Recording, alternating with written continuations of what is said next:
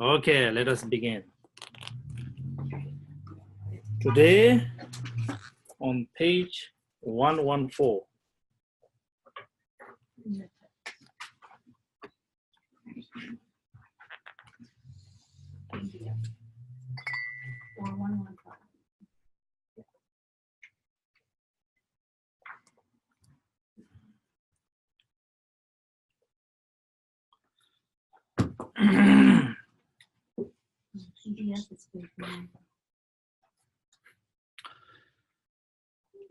We are on this last 4 Vajra points. Last 4 Vajra points are element, translated here, but Buddha nature, which is today's subject, and then enlightenment and qualities of enlightenment and enlightened activities. These are the 4 Vajra points that we will be discussing. But today, among the last 4 points, Vajra points, translated here as elements, the Buddha nature is what we are going to discuss. But before doing that, here first gives us the overview of 4 Vajra points. Okay.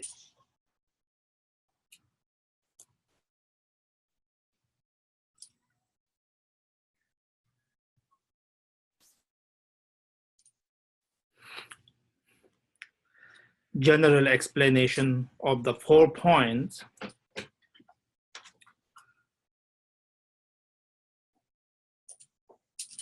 is what we are going to discuss first. And in doing so, first we discuss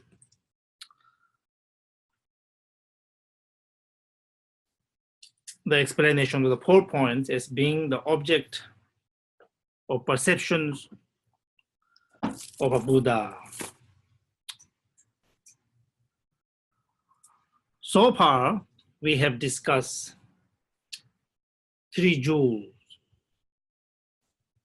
3 Vajra points: Buddha jewel, Dhamma jewel, Sangha jewels.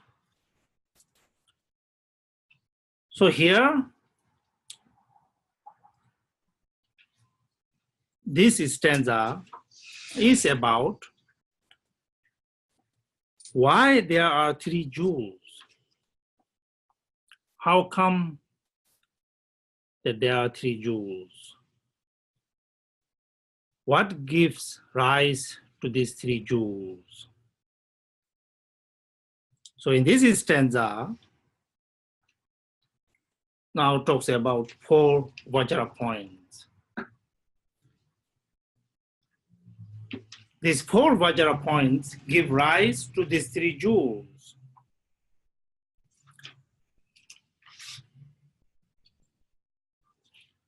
First,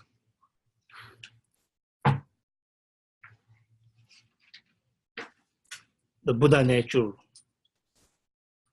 When we say here Buddha nature or elements, we are referring to our inherent enlightened quality, which is still covered by all the defects of samsara. And because this Buddha essence here, Buddha nature, from that Buddha nature, then by doing purification, embarking on the path of liberations, all the layers that which cover this Buddha nature is slowly peeled away and enlightenment came about. From enlightenment, then qualities of enlightenment. From these 2, then enlightened activities. From these 4 Vajra points, then comes these 3 jewels as a result. So 3 jewels are there because there are 4 Vajra points. The Buddha nature, the enlightenment, the quality of enlightenment, enlightened activities.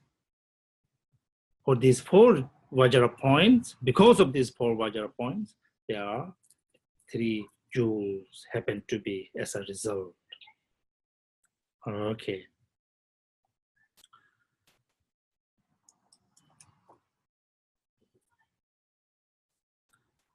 Now further explains, these 4 Vajra points are,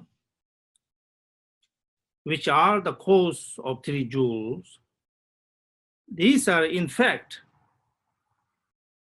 for ordinary beings, these 4 Vajra points are inconceivable. These are very difficult to understand thoroughly. So here is the reason they give, Maitreya gives. These 4 Vajra points are in fact inconceivable, very difficult to understand. Okay.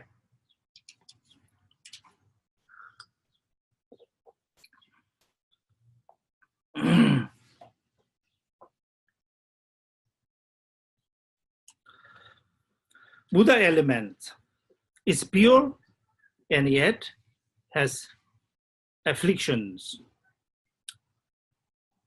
Buddha essence, as we talk about, we always talk about Buddha essence as pure from the beginning, primordially pure. And yet, Buddha essence is covered with all kinds of afflictive emotions and all kinds of karmas. It's rather paradoxical. Okay. That's one reason that it's difficult to understand, Maitreya points out. Likewise,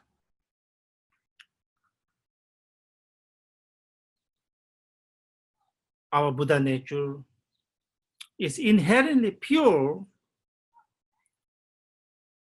and yet when one becomes enlightened, it is purified.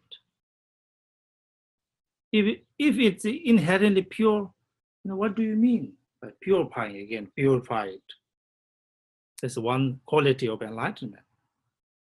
That's again paradoxical.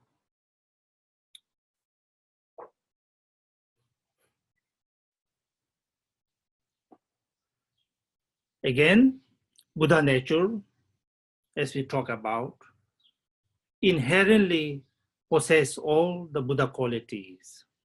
Nothing is missing. Everything is perfected within the Buddha essence. And yet, sentient beings do not recognize it. They are all there, present.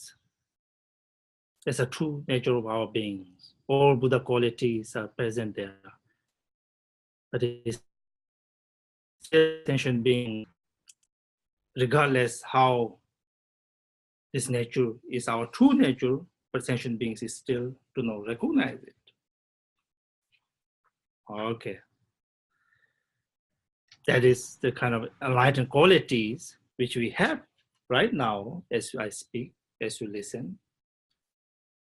All enlightened qualities inherently present within us, but we don't recognize it. And then the activity aspect, all enlightened qualities,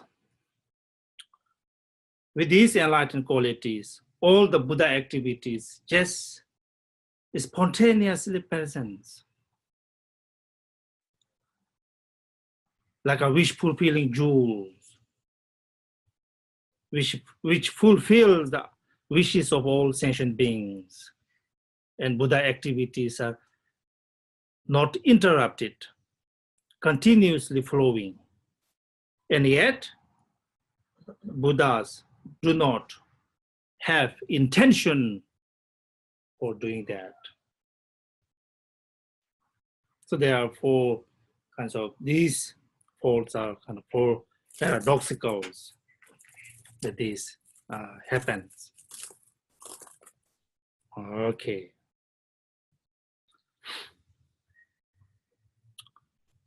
Next is stanza.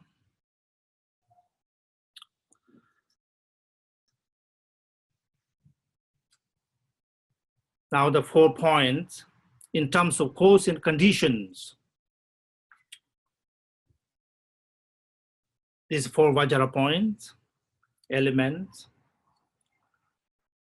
or Buddha nature, enlightenment quality, and Buddha activities. When we explain these 4 Vajra points, we talk about in terms of cause and conditions. Among the 4 first elements, Buddha nature as the cause. And then the rest, enlightenment and enlightenment qualities and activities as a conditions. There is Buddha qualities.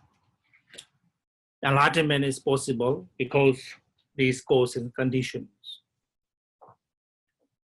The fundamental cause, Buddha nature. Without the Buddha nature, how can there be a Buddha? Buddha nature is the cause. And yet, this Buddha nature, to be awakened, there needs some kind of externally, the enlightened quality that's already attained by other beings, so to speak. Enlightenment in other beings, enlightened qualities, enlightened activities is needed in order to awaken this Buddha mind within. Okay, that's general explanation of the 4 points. And then now we come to the particular explanation. Now, what is this Buddha nature? So what we're going to explain. On page 117.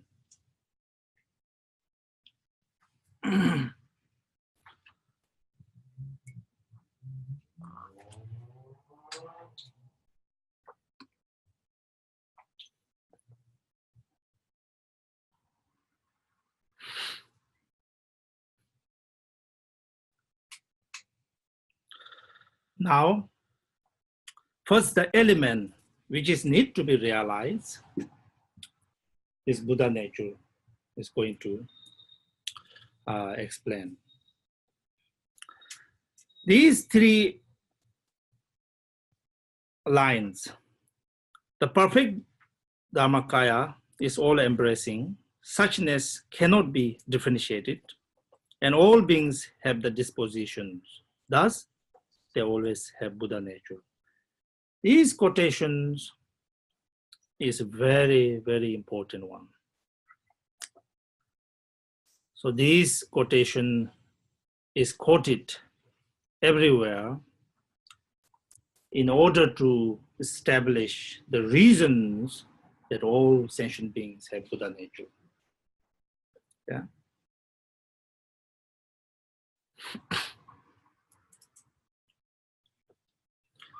So, as you imagine, this text is explained or made commentary by many, many scholars in Tibet. And on this quotation, many, many commentaries are there. So, what I'm going to present you here is according to Mepham Rinpoche's commentary. Okay? According to Mepham Rinpoche's commentary, this, the translation of this stanza doesn't seem that correct. But anyway, here's how Mepham Rinpoche explains.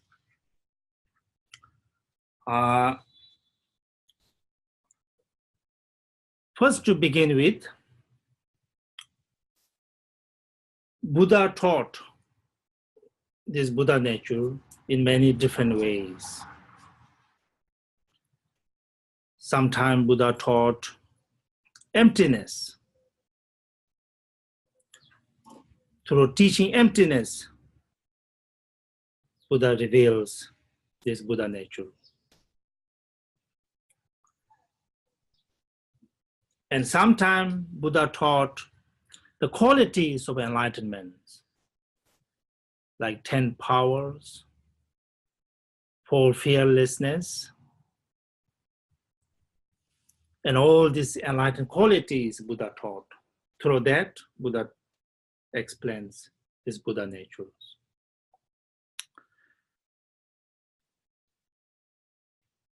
And therefore, some, made commentary that Buddha nature is simply inherently non-existent, empty, simply empty aspect.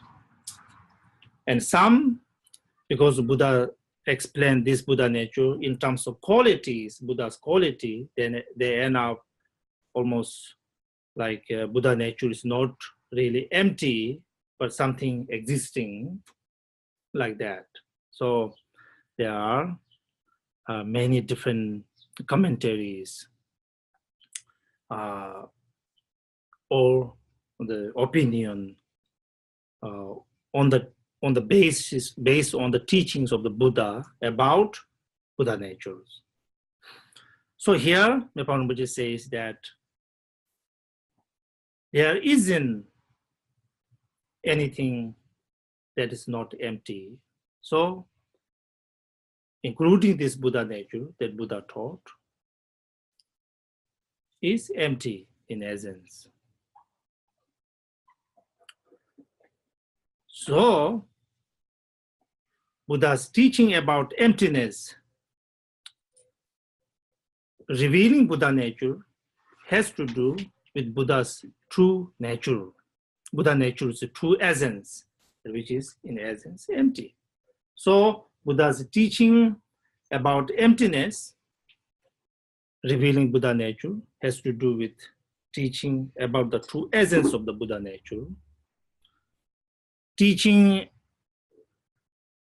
on the aspect of Buddha nature, enlightened quality, this has to do with the aspect of Buddha nature. So all the teachings come together.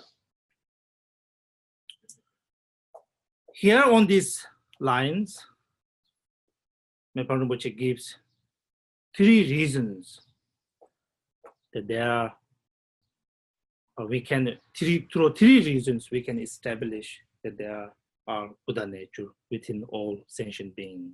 Yeah? First is that we can say that there is Buddha nature because we see that first being the ordinary persons, and then embark on the path of liberation, and then actually attain enlightened qualities. So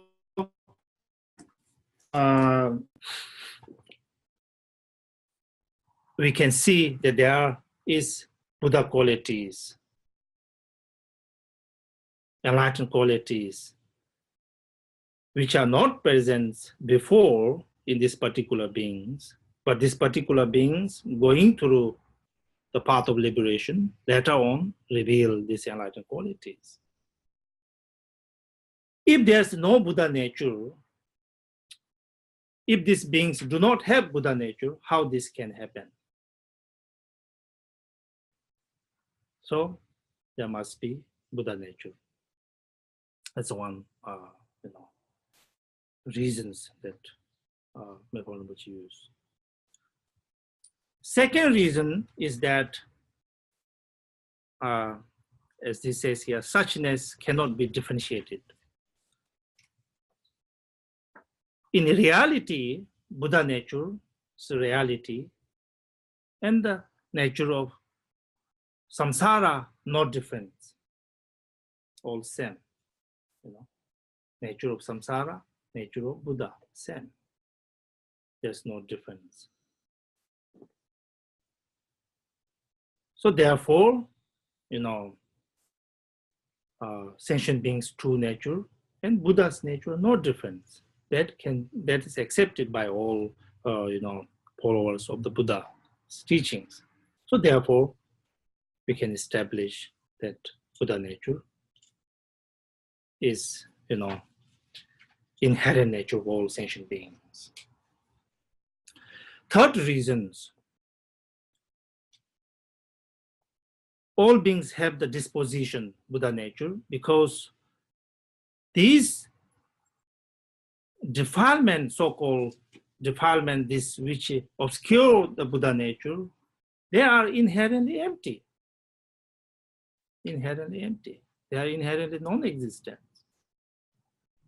And whereas Buddha qualities are inherently there. They are not obtained by doing some kind of accumulation of merit and purification. They are already there.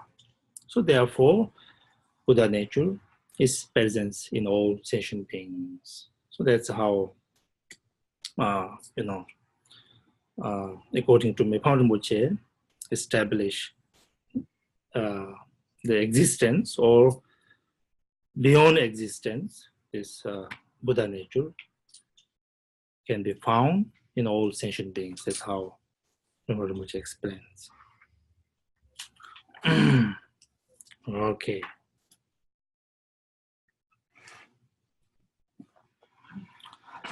Now next stanza on page 118. So today I want you to pay closer attention because we are going to cover lots of material here, which actually monks and nuns study these texts for many months. Today what we're going to cover within this maybe an hour, we're going to cover the materials that monks and nuns study for at least a month. Yeah, going to cover. So I want you to pay closer attention to this. Of course, if I go word by word, detailed explanation, it will take a long time. So I will just do overview of these teachings. So this will give you an hopefully very good overview. Based on that, this you read. Okay. On page 118, this is very important. Now, focus. This is the summary of the whole teachings, the main teaching on the Buddha nature. Okay? There are 10 points. With 10 points, Buddha nature is explained. Okay?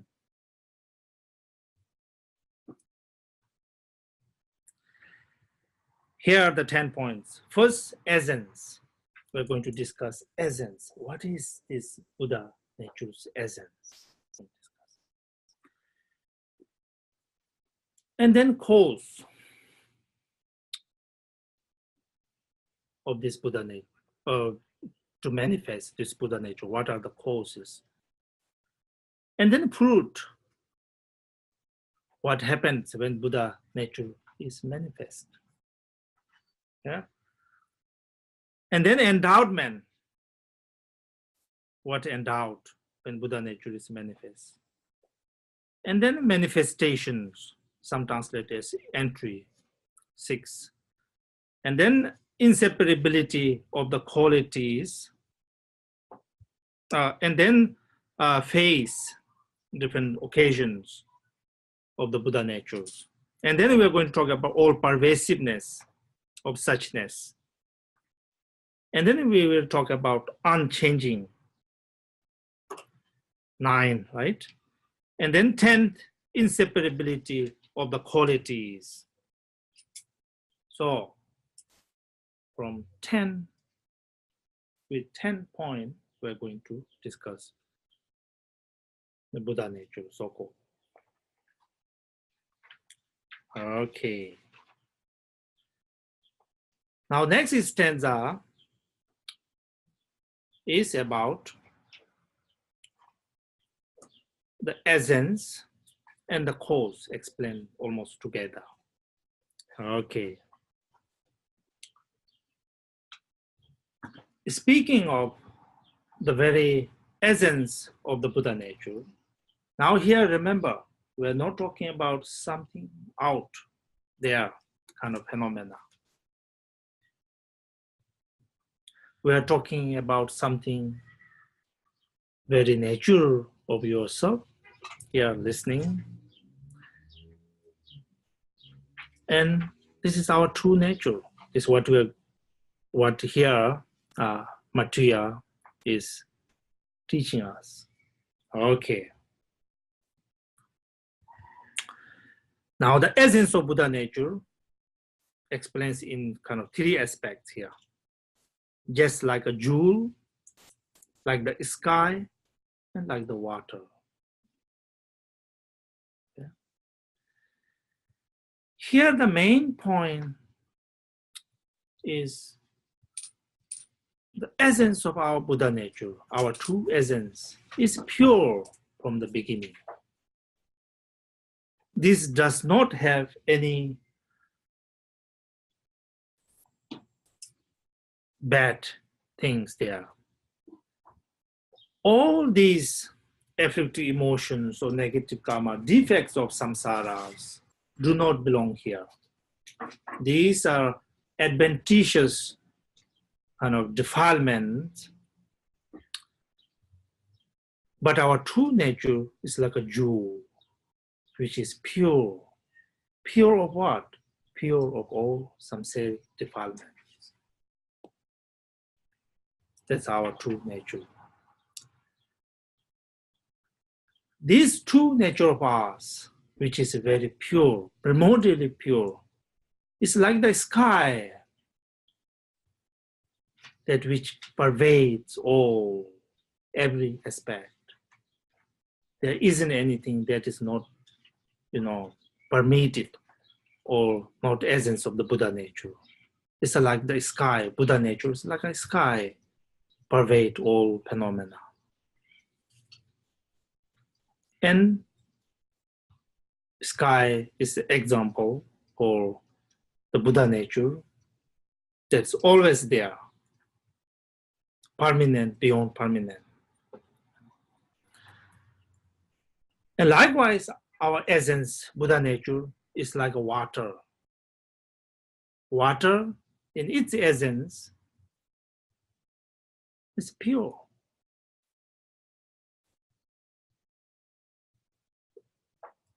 When you see dirt in the water, in a glass, you just leave it alone and dust will just subside. The pure water comes out. So like that, our true nature, Buddha essence, is like water. So further, so with these 3 examples, our true essence, Buddha nature, which is free from all defects, pure primordially, with these 3 examples, one must know. When we talk about Buddha nature, think about these 3 examples.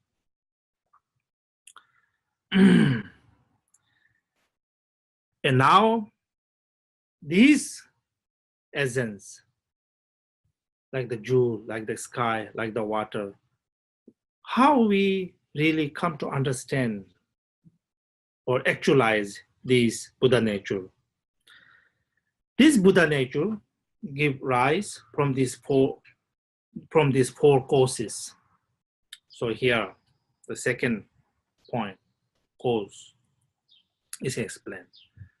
Cause first is devotion to Dharma. This will give rise to our Buddha nature, or come to contact or actualize, come closer to our Buddha nature. Second, from highest wisdom. Wisdom is the one really that bring about our Buddha nature. Third, samadhi, meditation, is the one that which bring about Buddha nature. Fourth, compassion to all sentient beings. When you open up your mind, so this is the way how one actualize this Buddha nature.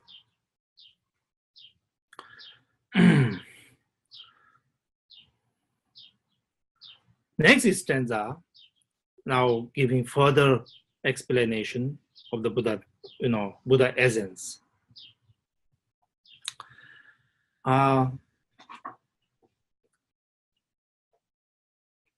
Buddha essence jewel,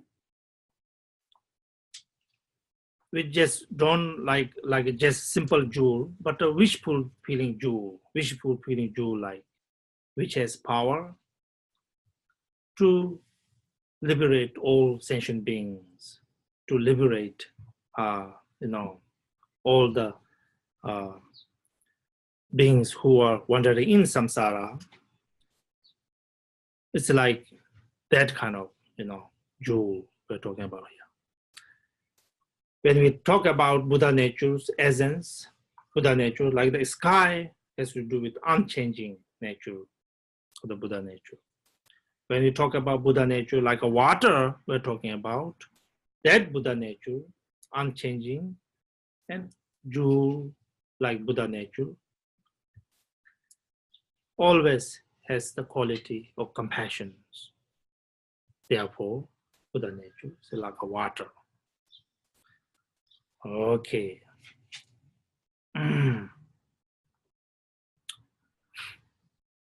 So, in order to that attain this Buddha nature, what causes are explained? First is devotions, and then understanding of emptiness, wisdom, meditation, and compassion. These four are the causes that which give rise or actualize this Buddha nature. Here, Maitreya also talks about if one have the opposite of these four, for instance, no devotion to Dharma, actually one dislike Dharma, then our Buddha nature, for a while, it will ever remain hidden.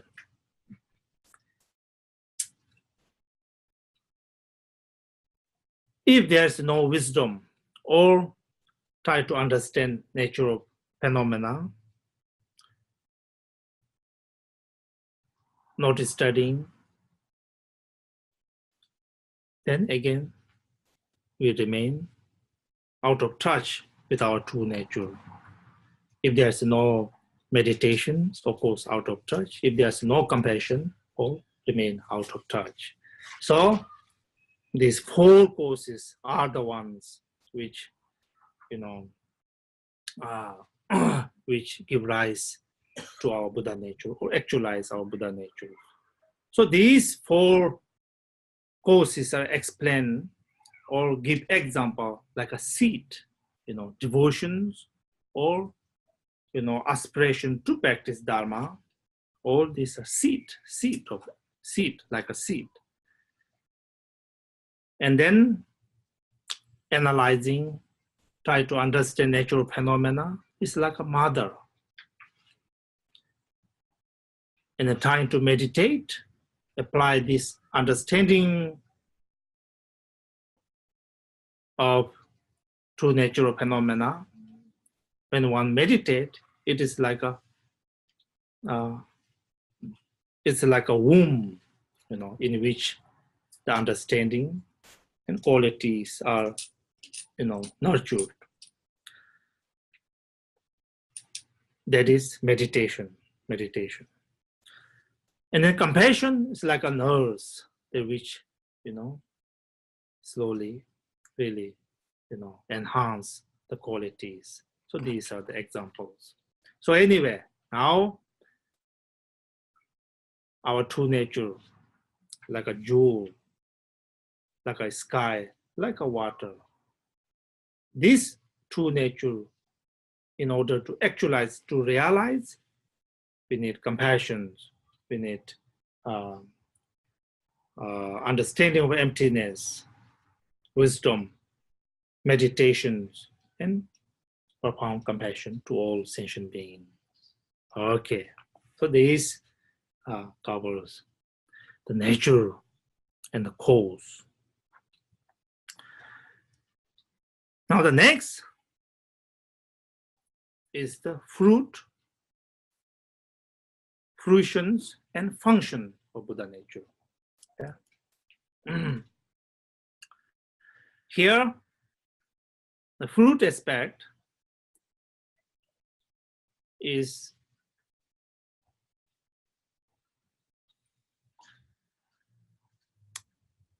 permanence, purity, true identity, true happiness. That's the fruitions once Buddha nature is actualized. Now here, in general teachings, how first, when we try to understand the defects of samsara, we talk about 4 wrong views. 4 wrong views are, first begins with, where there is no self, grasping as a self happens. Where there is no, even though all the samsaric phenomena are impure, one grasps as pure. Even though all samsaric's nature are impermanent, deluded sentient beings grasp as permanent. All samsara's nature are suffering, deluded sentient beings, a kind of happiness. So these 4 wrong views are the ones how sentient beings continue in this samsara with 4 wrong views. Okay? And then, in order to eliminate these 4 wrong views, in the lower vehicles we teach, in the Sutric teachings, Buddha said, the ego clinging mind, clinging on self, is a wrong view. There's no self exists. With the teaching of that, one try to reduce the self, this wrong view of grasping self. And then, to the antidote of grasping everything as permanent, existent out there, Buddha taught impermanent nature of all things. And then, to the antidote of grasping to the objects as a suffering nature, as the pleasure, truth of suffering, Buddha taught sufferings. And then to the, grasping to the object, something that is not pure as a pure, clean. And then Buddha taught, in order to reduce attachment and desire, all the, suffering natures, undesirable, that teachings, especially in lower vehicles, in order to reduce our desire and attachments. So these are the practice in the lower vehicles. What the practice is, no self, no self, and then no, everything is sufferings, undesirable, impure. So that's how in lower vehicles, these are the teachings that they practice in order to remove these wrong views in samsaras. So here, in these teachings, quite the opposite, okay? When the fruitions of Buddha nature is arise, or Buddha nature, when Buddha nature is actualized, then there are four things happens here.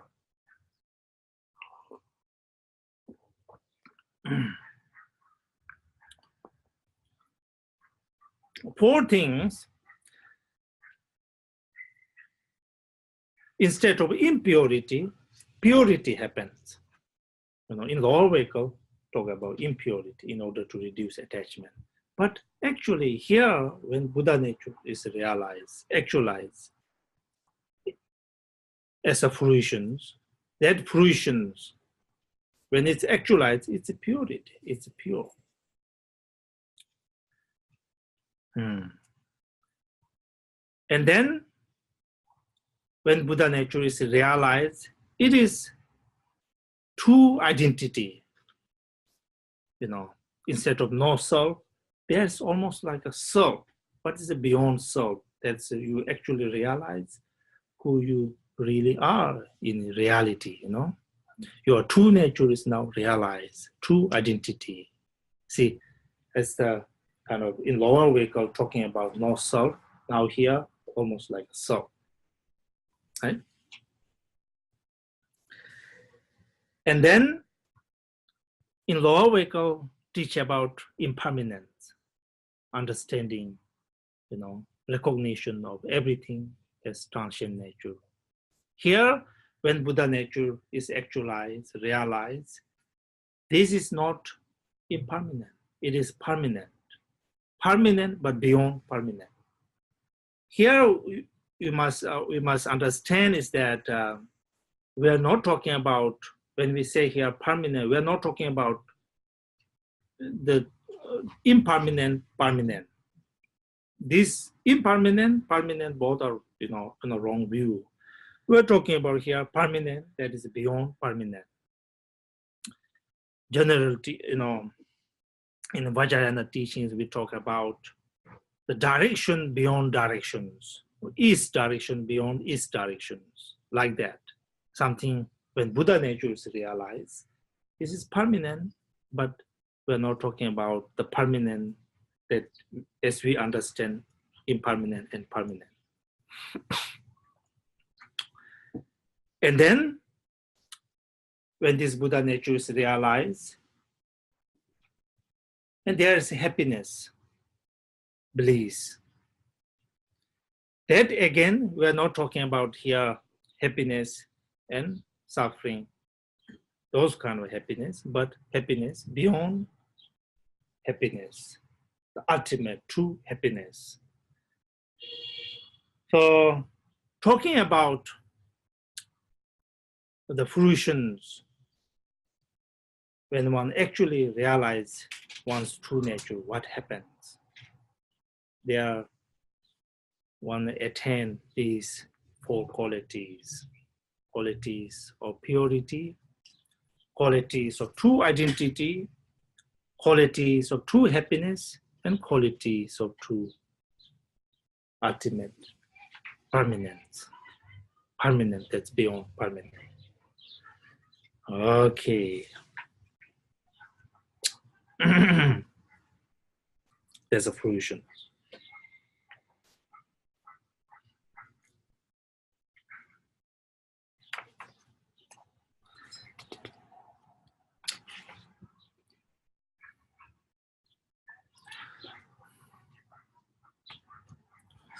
Okay. Oh. And then Buddha Maitreya further explains these fruitions, these once one actualize this Buddha nature, this state of enlightenment is beyond samsara and nirvana.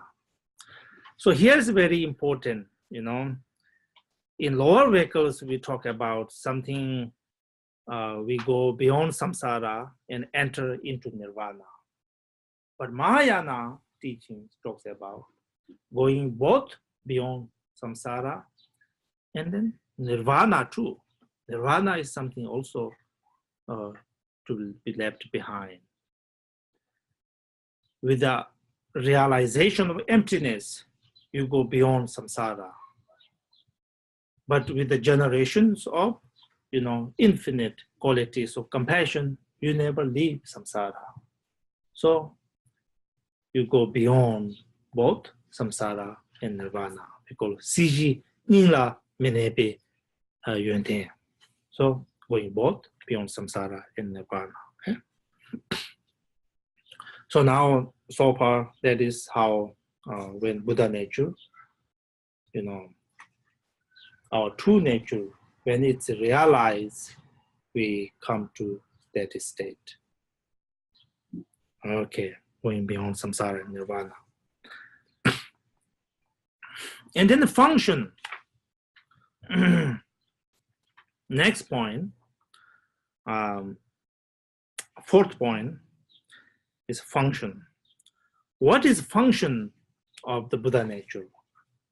How do we know that Buddha nature is present within us? The function of Buddha nature is that says here,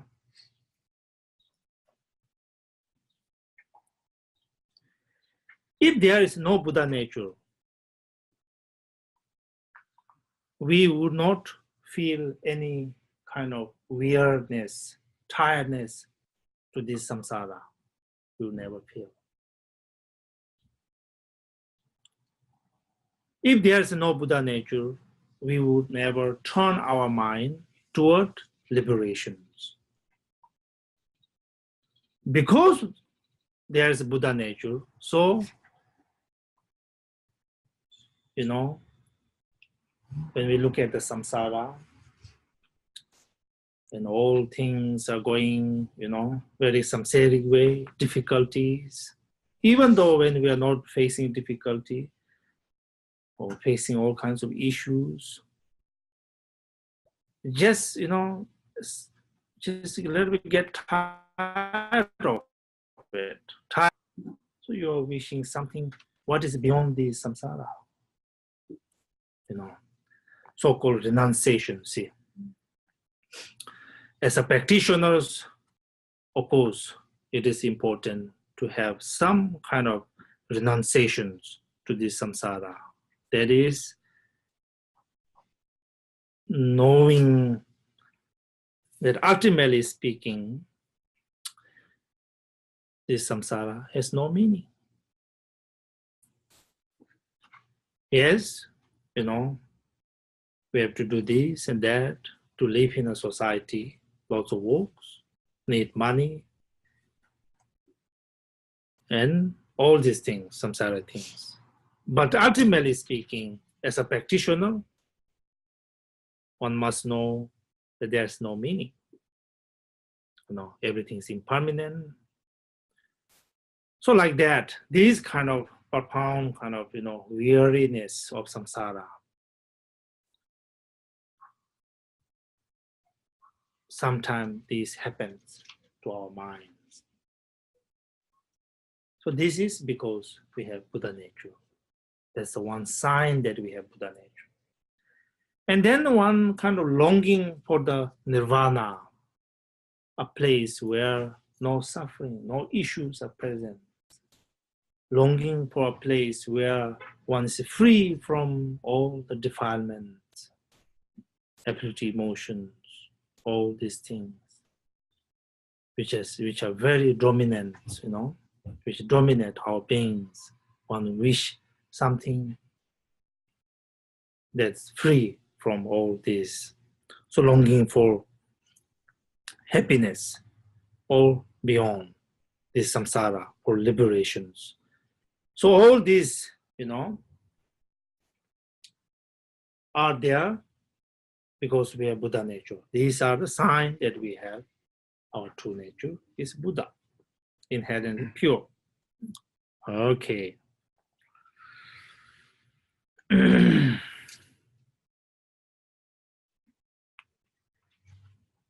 So this, is a function of the Buddha nature. Next, point, fifth point. Now, on page 126, this is endowment. Endowment is the Buddha nature. Here, let me first put this one.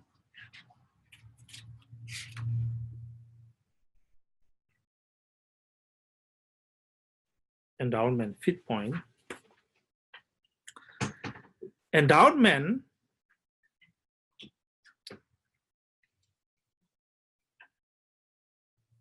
says the Buddha nature, our true essence, this Buddha nature is like a great sea, like an ocean in which everything happens.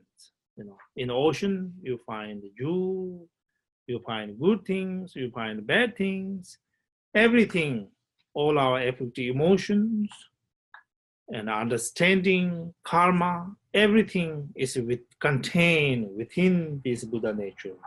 Within this Buddha nature. Endowment that's endowed within our Buddha nature. It's like an ocean. Okay? Our true Buddha nature, our true essence is like an ocean which contains all. And then our Buddha nature is like a lamb. Here, lamb example is that we also, our Buddha nature contains all the enlightened qualities of the Buddha.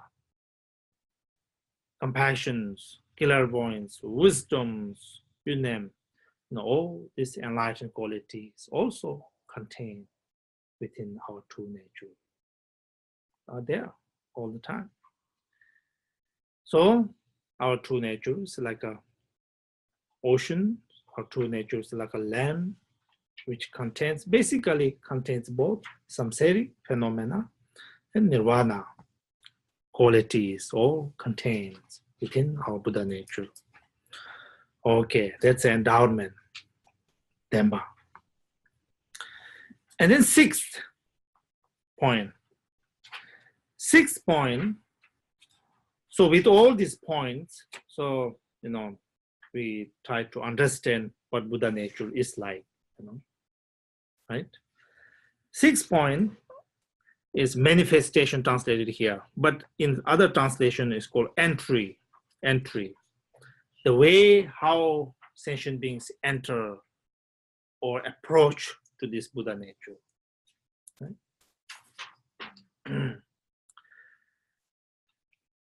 Way how we approach to Buddha nature is, of course, then sentient beings do not know Buddha nature. Do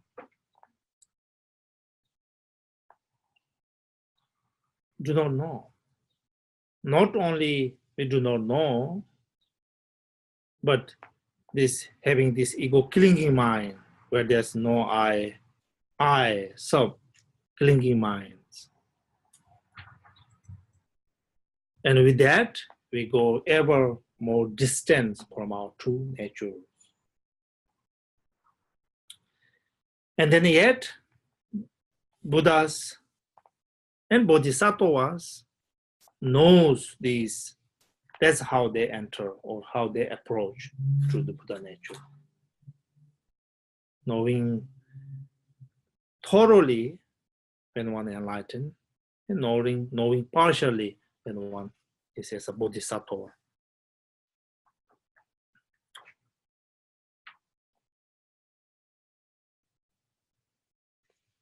So, we, sentient beings, approach this Buddha nature with all these different ways of views, different perceptions, we kind of approach to this Buddha nature. That's the entry. And then seventh point, phase, occasions, or different occasions of the Buddha nature, our true nature. Different occasion of the Buddha nature. Now, when this Buddha nature is totally covered with all the defilements, no part of this Buddha nature are revealed, totally covered, one occasion. And then some, knowing that there is a Buddha nature, practice, do meditations, and partially kind of reveal that kind of occasions. And yet, Buddha fully revealed. So these three occasions fully covered our true nature. That phase, that occasion is called ordinary beings, and partially revealed as a bodhisattvas, and fully revealed as Buddhas. So our true nature, this Buddha nature, go through these kind of different phases. Okay.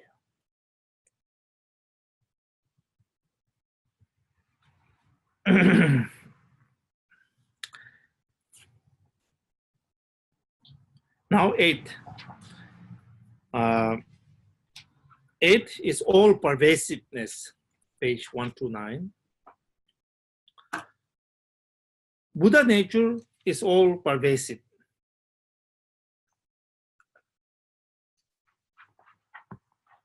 All pervasive in a sense like a space, pervading everything. We call chuhin teme, which means stainless space. Stainless space which pervades everything.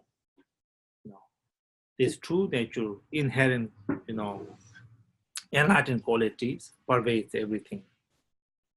It pervades in all the defects of samsara. When sentient beings become very deluded, when sentient beings, ordinary beings act, with so negatively, and yet these sentient beings have Buddha nature. It's pervade. Also, when bodhisattva-like, full of compassions, when they act out, or having that quality, while having this compassion, Buddha nature is there, all pervasive like the sky, The example of the pervasiveness is like the sky, all is there, Buddha nature, pervades in all good aspect, in all bad aspect, regardless, Buddha nature is there. Okay. And then 9th.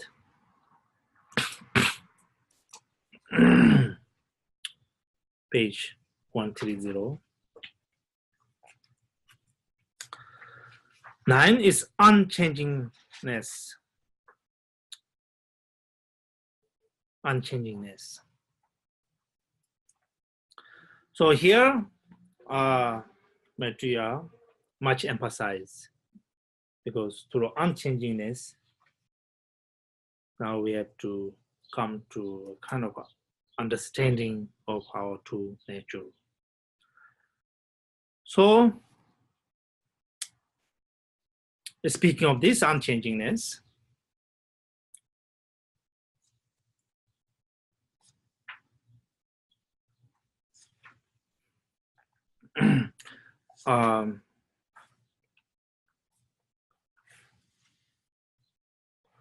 speaking of this unchangingness, first we have to know is that all these samsaric phenomena, like all this covering up, all these defilements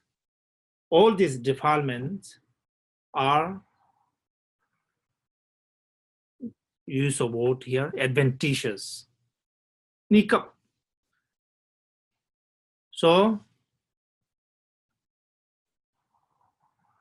they are not true nature of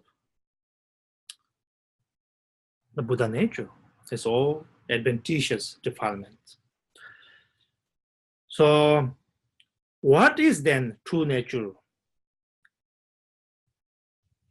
This will be like the example of a unchanging, like the sky. The sky is the example, like the sky. This Buddha nature is unchanging. So keep in mind that if there is an example that we, come to understand this Buddha nature, if there is example, sky must be it. That's as far as we get. Sky is the example. But the sky is good, very, very good example. We always talk about sky-like nature. When we say sky, when we look up the sky do not have a limitations. The sky is expansive. There's no limitations. It is like that our true nature is. Now here, all these adventitious defilements, these affective emotions arising, we call true dipa, emotional obscurations and cognitive obscurations, as well as negative emotion, all kinds of karmas. So all these things are adventitious defilements. That's not nature of our true nature, Buddha nature. It's all temporarily arising. Much emphasis is put temporarily arising, the word temporarily arising, in especially in Vajrayana teachings. So how we look at these things now? Temporarily arising is like in the sky, like a cloud, like a cloud, like everything appears in the sky. It comes and goes, these adventitious defilements. These adventitious defilements comes and goes, it doesn't damage the sky, so to speak. The sky always remains as the sky. There's no effect on the sky. Likewise, in our true nature, Buddha essence, like that of the sky, within these, affective emotions arises and goes. Karmas are collected and goes. All this happens, and yet none of these temporarily arising effect any, or this true Buddha nature remains like the sky. Nothing happens to this. So in our meditations,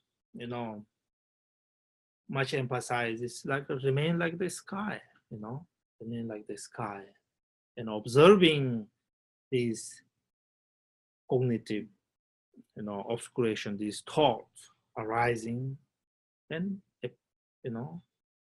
disappearing. Just simply watch.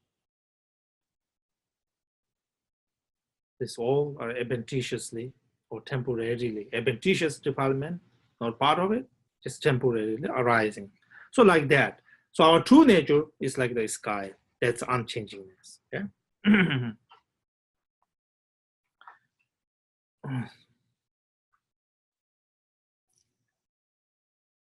Okay. So all these things, when we talk about impermanent, all this the things we talk about is subject matter, that within this sky, like Buddha nature, within this whatever arising are like that. But this is nothing to do with our true nature. Okay. Our true nature always remains, unchanged. So continuing here, on page 131, it's an important one here. The earth rests upon water, and water upon wind. Wind fully rests on space. Space does not rest upon any of the element of wind, water, or earth. So here, when we talk about in Buddhist cosmology, we talk about how this world came into existence. What's the space within this air, water, earth, all these things. So here, interdependently arising phenomena. Interdependently arising phenomena. When we talk about emptiness, Nagarjuna's main argument that everything is emptiness is because everything is interdependently arising. Interdependently arising. That's why everything is impermanent. And everything is emptiness. Main argument for establishing emptiness, interdependent arising.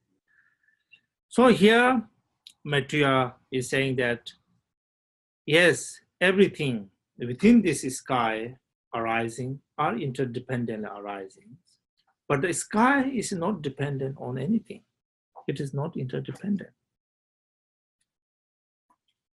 Based on these teachings, then in Tibet, we call it Zhentongpa, emptiness of others, emptiness of self. All these philosophy traditions came about.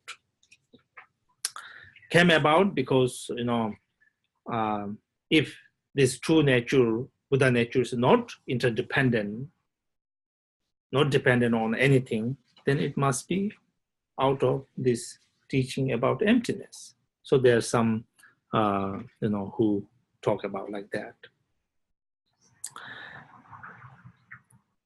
So anyway, within this Buddha nature, whatever arises are interdependently arising.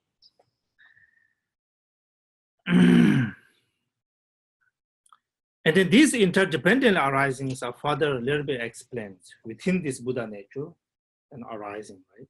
Things arising. How things arise? Things arise,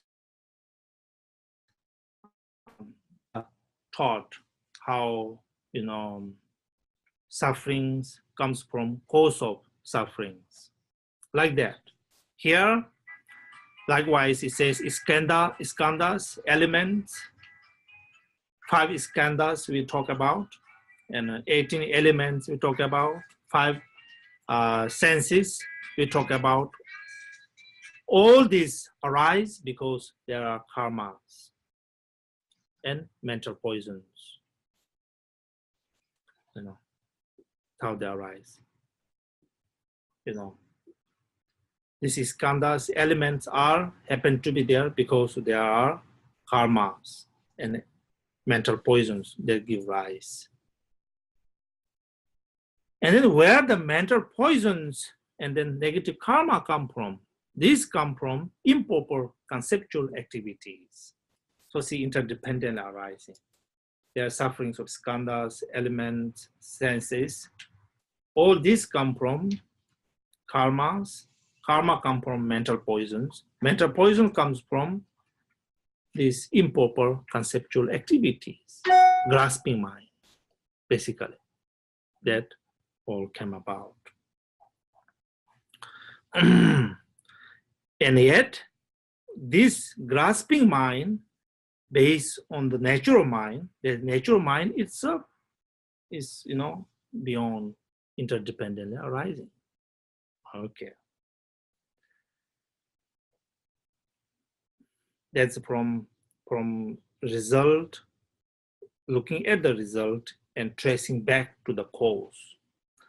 Now from looking at the cause, tracing back to the result, first is improper understanding, improper, conceptual activity, grasping mind. From this improper conceptual activity give rise to this,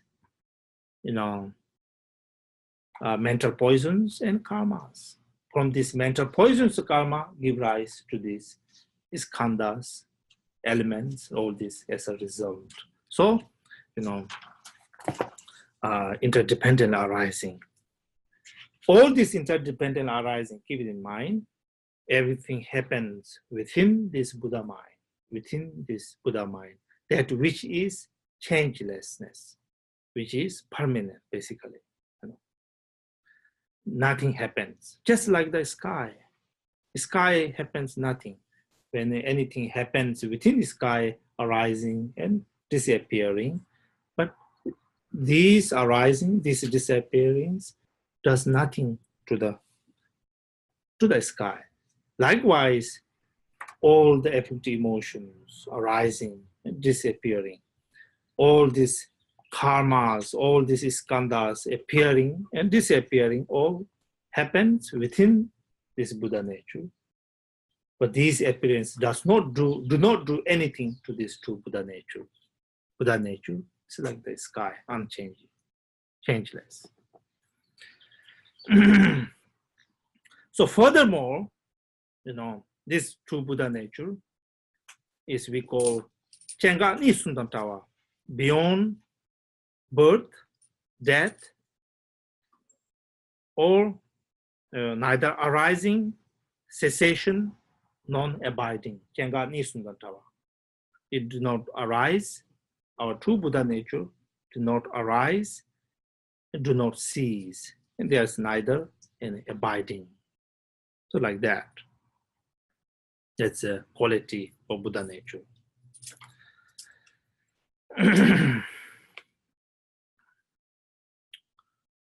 Okay. All the sickness, all the death and dying, all happen as the subject matter within this Buddha nature. Nothing to this Buddha nature happen, nothing. Okay. Page 135.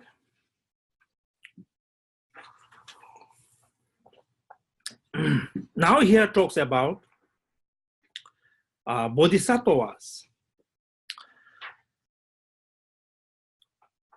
Here bodhisattvas, we have to think about those who basically realize this Buddha nature.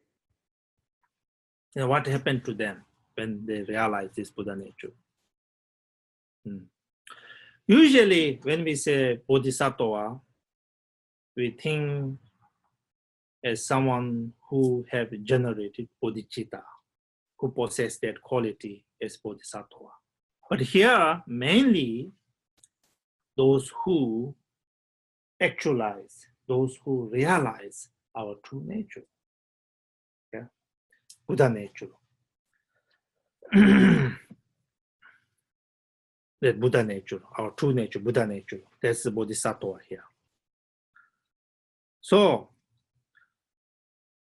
when bodhisattvas come to this world and benefit sentient beings, even though they seem like going through the regular sufferings of old age, death and dying,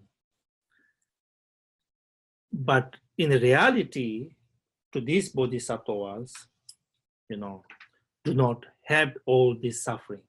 Even though they look like they are going through these sufferings, actually they do not have these sufferings.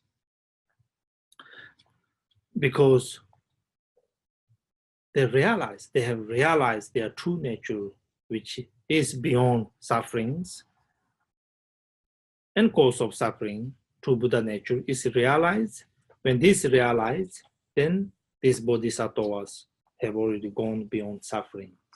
Even though they seem like going through the suffering, they do not have their sufferings. Okay.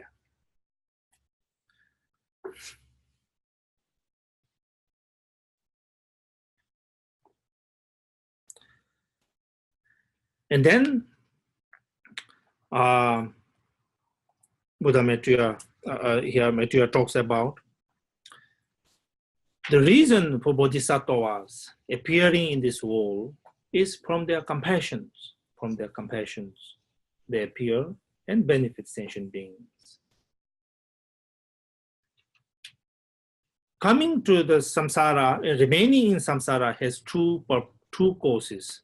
One cause has to do with the real cause, that which affect emotions, negative karmas that make you to be in samsara. That's one cause remaining in samsara. Another cause for remaining in samsara is their compassion. Bodhisattva-like, who are traveling on the path, they go beyond both samsara and nirvana. So, with their infinite compassion, they want to remain in samsara. They want to benefit in samsara. While they are remaining in samsara, they may seem to be going through the sufferings of samsara as ordinary sentient beings go through, but in reality, these bodhisattvas do not have any sufferings. There. So, see, bodhisattva, like Shantideva's aspiration prayer, as long as space remains, as long as sentient beings remain, may I too remain and dispel the darkness of sufferings of samsara. Basically like that, that bodhisattva was working for the benefit of all sentient beings.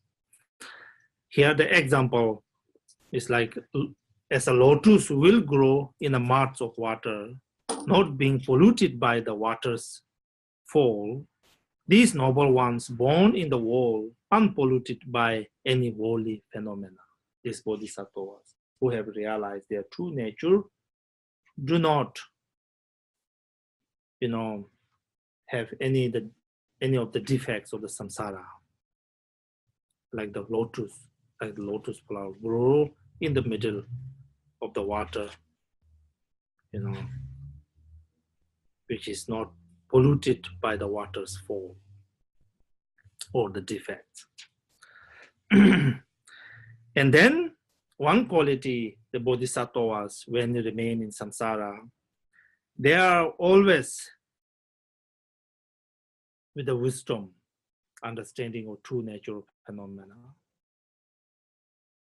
And they are within the samadhi, within the samadhi.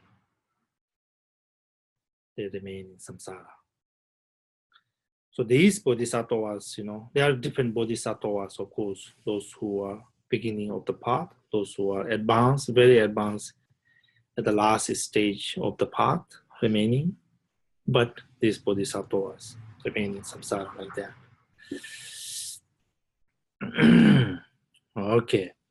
And then these bodhisattvas, Maitreya talks about, when they remain in samsara and benefit sentient beings, their actions benefiting beings is spontaneously, benefiting beings.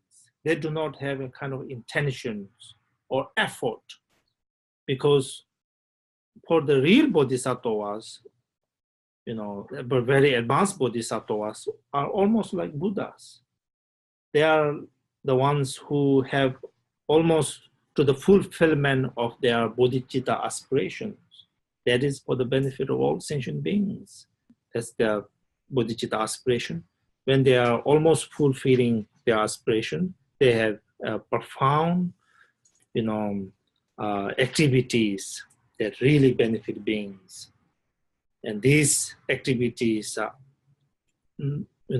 without the effort, without any kind of, intention, they just happen to be, acting out, benefiting beings. Again, according to the needs of sentient beings, nothing more, nothing less. Whatever sentient beings are in need of exactly they benefit beings like that. Okay, and then Maitreya ends here with a little bit of a difference between the Bodhisattva and Buddhas. Bodhisattva's actions are like Buddha. Bodhisattva's actions are like, qualities are also like Buddha, but they are big difference. When we talk about Buddha qualities, we are talking about something infinite qualities, infinite compassion, and infinite wisdom. Here, when we talk about Bodhisattvas, they are not yet to the infinite. So here's the difference between earth and atom. Like a Buddhas are like a big, as vast as the earth. Bodhisattvas would be like an atom. Likewise, Buddhas, activity and qualities, they are like the oceans, whereas Bodhisattvas qualities are like the water in ox footprint, quite a small compared to the Buddhas. Like that. These are the difference. And then, now, finally, again, what we are talking about here is the unchangingness, permanent nature, this Buddha mind, like the sky. That's what we are talking about here. So, Maitreya come back to a little bit of talking about that too here on page 141.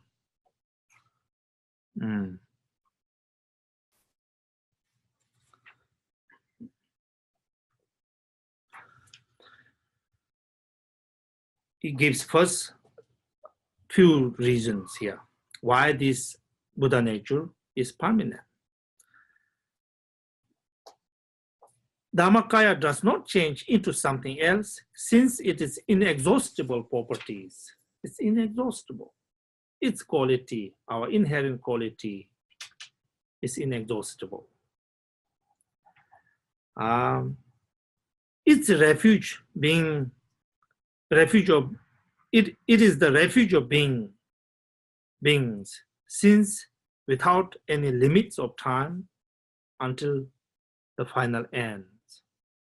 See, ultimate nature, this Buddha nature, is also refuge of beings. So refuge of beings cannot be like, existing and not existence. When sentient beings take refuge in Buddha, they're always there, infallible, qualities, always should be there. So therefore, Buddha nature is, unchangingness. It's always free from duality, There's no such thing as dualism, things happening here, always. It is also indestructible state, since its nature is uncreated, Buddha nature, is free from duality. That's why also unchanging here. It is beyond all the different conceptions. Buddha nature is indestructible, permanent, because it's uncreated.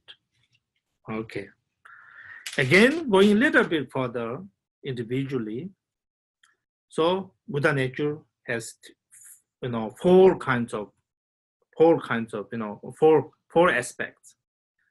First is we call Takpa, Tempa, Shiva, Yungrung, which means permanent, steadfast, peace, and immutability, translated as. These are all qualities of the Buddha nature. Therefore, this Buddha nature is unchanging. So the detailed explanations of why this is permanent, because it's not beyond, it's neither form of, beyond any forms. It's even not mental form or, of course, physical form. That's why permanent. It is steadfastness, because it doesn't decay or doesn't come to an end beyond death and dying. It is peace, because, the sufferings of samsara do not exist to this. It's free from all these samsaric phenomena. It is immutable, because it's also, there's no stains of samsara, no stains of samsara. So therefore, this unchangingness, this permanent quality of our Buddha nature has all these aspects. Therefore, this true nature is permanent. Okay. So that's the, unchanging nature of Buddha, Buddha mind. So that's the 9th point. Now the last point. Last point.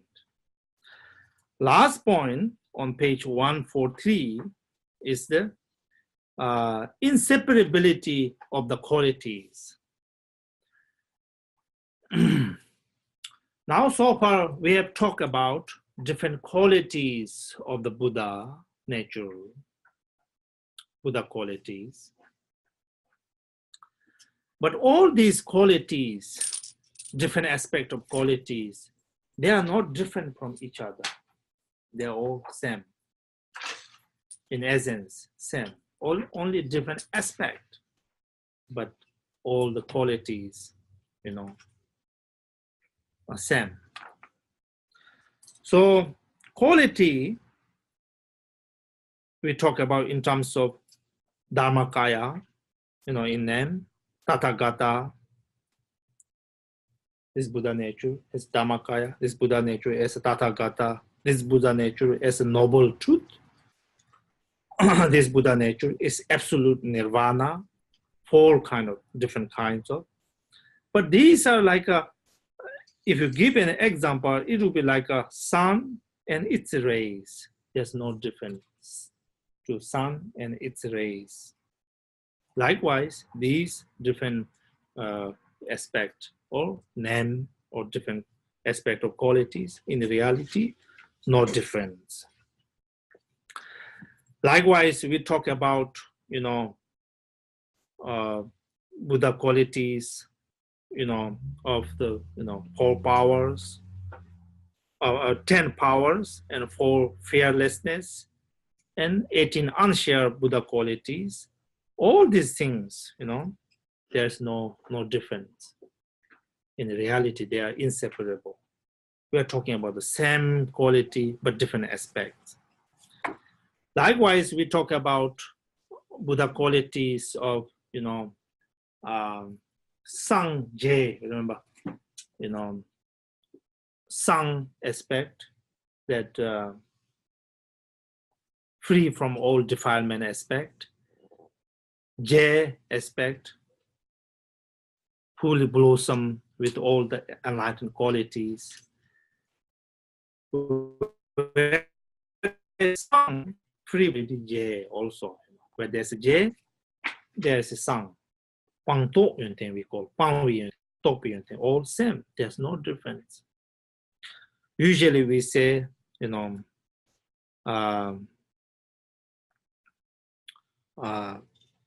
Buddhahood is something with all the quality. Nirvana, when we say nirvana, is Tibetan word for nyangde, which means going beyond the suffering.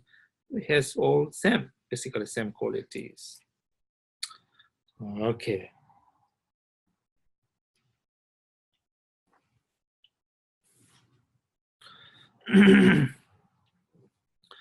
Now the inseparability of the qualities, Buddha qualities, there are no difference in reality. Maitreya gives 2 examples. One is the example, fictitious example of the painter example. Painting example, a portrait. Imagine, a portrait of a king, When the king is painted on a canvas, different, paintings, like painting of the ear, painting of the head, painting of the arms, all in reality, when you say painting, one painting. It's not, separate from the painting of the head, there again not exists any other paintings, So this painting of the king as a one, there's no separations or differences in the painting itself as a one. There's no difference. Okay.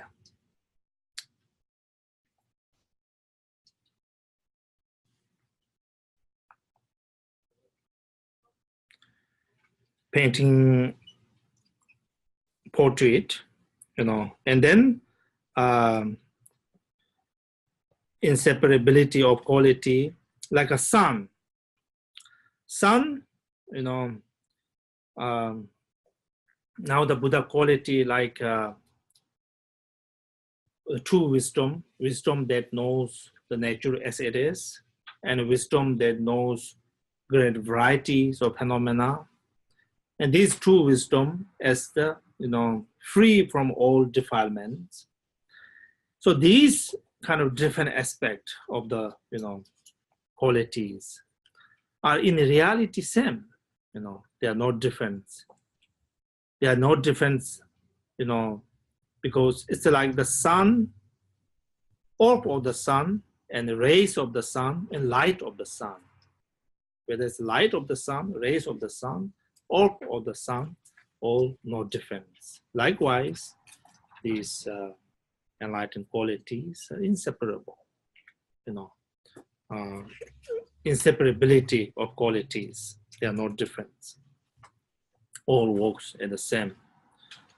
The infinite compassions, where there's infinite compassions, there's infinite love. Where there's infinite love and compassion, there's infinite wisdom. Where there's infinite wisdom and compassion, there's infinite power.